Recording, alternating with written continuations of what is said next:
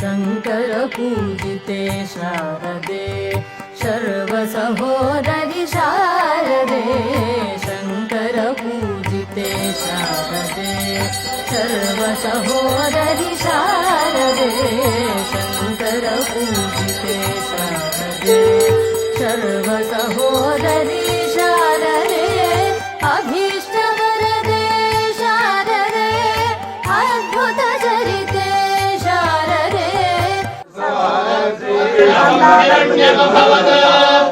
सुवर्णस्य हिरण्यस्य जन्म एवं सुवर्णस्य हिरण्यस्य जन्म वेद सुवर्ण आत्मना भवति।